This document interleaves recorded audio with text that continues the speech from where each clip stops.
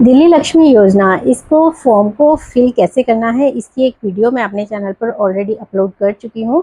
और आज की वीडियो में हम बात करेंगे कि पात्रता की शर्तें क्या क्या हैं, फॉर्म भरते वक्त आपको क्या क्या सावधानियां बरतनी है और उसके अलावा कौन कौन से डॉक्यूमेंट्स हैं जिनकी आपको इस फॉर्म को फिल करने के लिए ज़रूरत पड़ सकती है। तो बिना किसी देरी के चलिए इस वीडियो को शुरू करते हैं। और hello everyone, welcome back to my channel. तो यहाँ पर सबसे पहले बात कर लेते हैं उन शर्तों की जो इस स्कीम का लाभ उठाने के लिए आपको पूरी करनी होगी। तो सबसे पहली शर्त, क्योंकि ये फीमेल्स के लिए है, महिलाओं के लिए स्कीम है, तो आपका महिला होना तो बिल्कुल ऑब्वियस सी बात है कि ज़रूरी है। लेकिन उसके अलावा आपको एक और शर्त पूरी करनी होगी कि आपकी उम्र 21 साल से लेकर 60 साल के बीच होनी चाहिए। यानी कि जिस दिन आप अपना आवेदन जमा करा रहे हैं उस दिन आपकी उम्र 21 साल से ज़्यादा और 60 साल से कम होनी चाहिए। मतलब 21 और 60 के बीच में, इस ब्रैकेट में ही आपकी एज होनी चाहिए। और आप परिवार की सबसे बड़ी सदस्य हों। यानी कि एक परिवार में अगर 5 महिलाएं हैं तो सभी पांचों महिलाओं को ये फॉर्म फिल करने की अनुमति नहीं है। सिर्फ एक ही महिला जो कि उम्र में सबसे ज़्यादा होगी, उसी को ये फॉर्म फिल करने की पात्रता सिद्ध करनी है। जैसे कि मान लीजिए आपकी उम्र है 55 साल और आपकी 2 बेटियां हैं, एक की उम्र 23 साल है और एक की 21 साल। तो आप सोचिए कि आप सभी भर देंगे, ऐसा नहीं हो सकता है। आपको सिर्फ जो सबसे बड़ी महिला है, यानी कि जो मदर है, उनको ही फॉर्म फिल करना है और उन्हीं को ही अपनी पात्रता इसके लिए सिद्ध करनी है। दूसरी शर्त जो इस फॉर्म को फिल करने के लिए आपको कंप्लाई करनी है वो है कि आप 10 साल से, या तो आप या आपके स्पाउस या फिर आपके माता पिता, कोई भी आपका ये सदस्य जो यहाँ पर बताए गए हैं वो 10 साल से दिल्ली के नागरिक होने चाहिए। दिल्ली में ही उनका स्थायी निवास होना चाहिए। मतलब वो स्थायी तौर पर दिल्ली में ही निवास करते हो, तब आप इस फॉर्म को फिल कर सकते हैं। उसके अलावा आपकी एनुअल इनकम, यानी कि आपकी फैमिली की, पूरी फैमिली में टोटल इनकम जो है वो 2.5 लाख से ज़्यादा नहीं होनी चाहिए। यानी कि अगर आपकी सालाना इनकम, पूरे साल भर की इनकम अगर जोड़ी जाए तो वो 2,50,000 रुपये से ज़्यादा सीमा की नहीं होनी चाहिए। अगर आपकी इनकम इस 2,50,000 से कम है पूरे साल की, तब आप इस फॉर्म को फिल कर सकते हैं। तो जिस भी महिला का ये फॉर्म फिल किया जाएगा उनके पास एक चीज़ और है कि उनको दिल्ली का वोटर, रजिस्टर्ड वोटर होना चाहिए। यानी कि वो दिल्ली में ही वोट देती हैं। ऐसा सिद्ध करने के लिए उनको अपना वोटर कार्ड भी शो करना होगा। अगली जो शर्त है इस फॉर्म को फिल करने के लिए वो है कि आपका बिजली का बिल वो पिछले 12 महीनों में, यानी कि आज आप फॉर्म जमा कर रहे हैं तो उसमें पिछले 12 महीने का देखा जाएगा रिकॉर्ड, कि आपका बिल जो है वो टोटल यूनिट जब काउंट की जाए वो 2400 यूनिट से ज़्यादा का नहीं होना चाहिए। अगर 2400 यूनिट्स की लिमिट को वो क्रॉस कर जाता है तो आप ये पात्रता सिद्ध नहीं कर सकते हैं। नेक्स्ट कंडीशन है कि आप कोई भी, यानी कि जो आवेदक है वो कोई भी सरकारी वित्तीय योजना का लाभ ना ले रही हो। यानी कि उनको किसी भी तरीके की कोई और सरकार से पेंशन वगैरह ना मिल रही हो। अगर आपको पेंशन मिल रही है किसी भी तरीके की, चाहे वो विधवा पेंशन हो, विकलांग पेंशन हो या फिर गरीबी से रिलेटेड कोई पेंशन हो, तो आप इस फॉर्म को नहीं फिल कर सकते हैं। इसके अलावा यहाँ पर एक कंडीशन ये भी है कि आपके परिवार का भी कोई सदस्य ना तो सरकारी विभाग में कार्यरत होना चाहिए, ना ही उन्हें किसी तरीके की सरकारी पेंशन मिलती हो, तो भी आप इस पात्रता को सिद्ध नहीं कर सकते हैं। आप और आपके परिवार के सदस्य यदि सरकार की तरफ से किसी भी डायरेक्ट वित्तीय योजना का लाभ लेते हैं तो आप इस फॉर्म को फिल नहीं कर सकते हैं।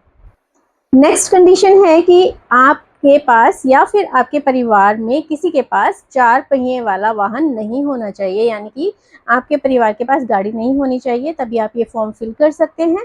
उसके अलावा आपके बच्चे, यानी कि जो आवेदक है उसके 3 से ज़्यादा बच्चे हैं। अगर 3 बच्चों से ज़्यादा बच्चे हैं तो आप ये फॉर्म फिल नहीं कर सकते हैं।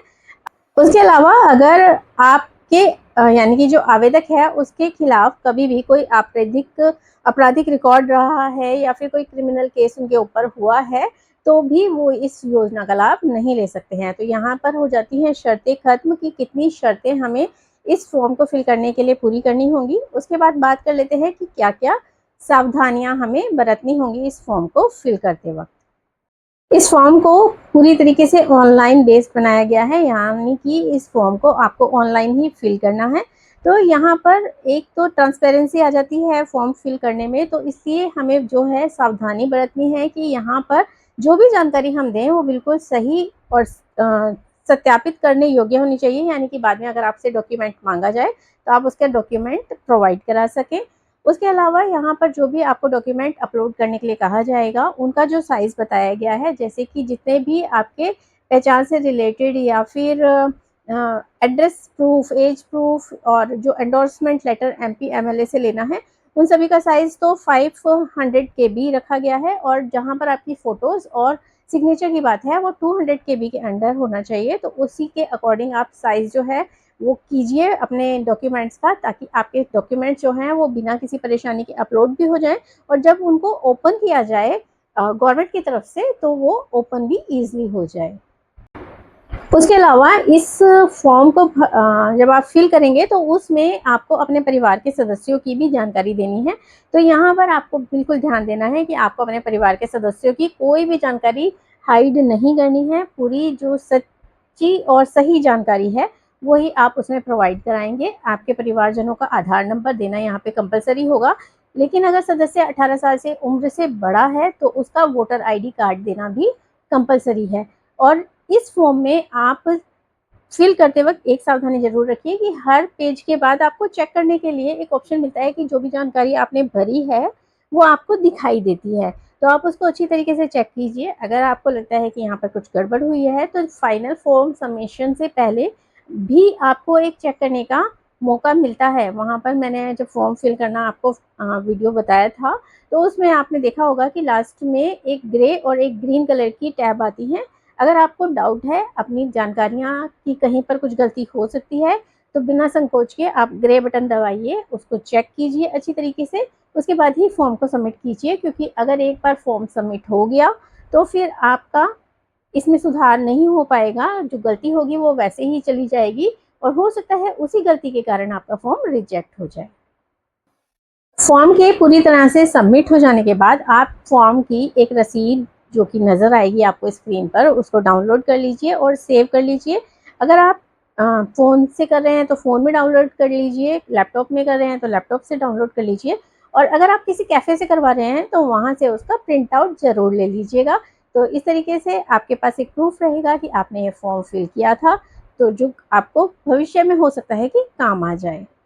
तो अब बात कर लेते हैं उन डॉक्यूमेंट्स की जो कि आपको इस फॉर्म के साथ देने हैं। तो 4 डॉक्यूमेंट जो हैं वो बिल्कुल मैंडेटरी डॉक्यूमेंट्स हैं, उनको आप बिल्कुल इग्नोर नहीं कर सकते हैं। सबसे पहला है आपका आधार कार्ड।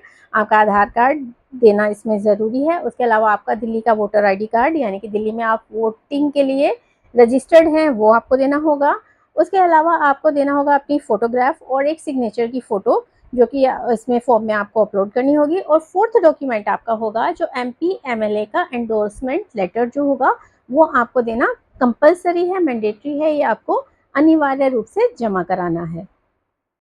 उसके बाद है रेसिडेंस प्रूफ जो आपको देना है। तो उसमें आप 4 डॉक्यूमेंट्स हैं यहाँ पर जो कि बताए गए हैं। सबसे पहला है कि आप अपना वोटर ID कार्ड यूज़ कर सकते हैं। ये पुराना वाला वोटर ID कार्ड, यानी 10 साल पुराना वोटर ID कार्ड होना चाहिए। उसके अलावा आप बिजली का बिल दे सकते हैं, गैस का बिल दे सकते हैं, पानी का बिल दे सकते हैं जो कि आपके रेसिडेंस पर आता है।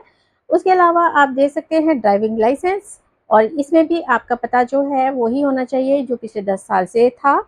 उसके अलावा आप दे सकते हैं राशन कार्ड। तो ये 4 डॉक्यूमेंट्स हैं जिनको कि आप अपने रेसिडेंशियल प्रूफ के तौर पर दे सकते हैं। थर्ड डॉक्यूमेंट जो कि देना है वो है आपका एज प्रूफ। एज प्रूफ के लिए आपको काफ़ी सारे ऑप्शन यहाँ पर मिल जाते हैं, जैसे कि आप वोटर ID कार्ड दे सकते हैं, आधार कार्ड दे सकते हैं, अपना स्कूल लिविंग सर्टिफिकेट, कोई भी स्कूल लिविंग सर्टिफिकेट जो आपका हो वो आप दे सकते हैं। 10th क्लास का जो सर्टिफिकेट होता है वो तो वैसे भी एज प्रूफ के लिए हम यूज़ करते ही हैं। आपका पैन कार्ड आप दे सकते हैं। उसके अलावा आप DL दे सकते हैं, अपना अपना बर्थ सर्टिफिकेट दे सकते हैं। तो ये सारे डॉक्यूमेंट्स हैं जो कि आपकी एज प्रूफ के लिए यूज़ किए जा सकते हैं। तो इस तरीके से यहाँ पर हमारे जितने भी डॉक्यूमेंट्स हैं उनको हमें कैसे अपलोड करना है और कौन कौन से डॉक्यूमेंट ज़रूरी होंगे वो सारी बात हम कर चुके हैं। तो आशा करती हूँ कि आपको आज की वीडियो में दी गई सारी जानकारियाँ जो हैं वो आपको हेल्पफुल होगी और अगर आपको वीडियो पसंद आया हो तो इसको लाइक ज़रूर कर दीजिएगा और चैनल पर अगर नए हैं तो इसको सब्सक्राइब कर लीजिए ताकि मैं इस तरीके की जो भी वीडियोस लेकर आती हूँ वो आप तक पहुँचती रहें। मिलते हैं अगली किसी वीडियो में, तब तक के लिए bye bye and thank you so much for watching.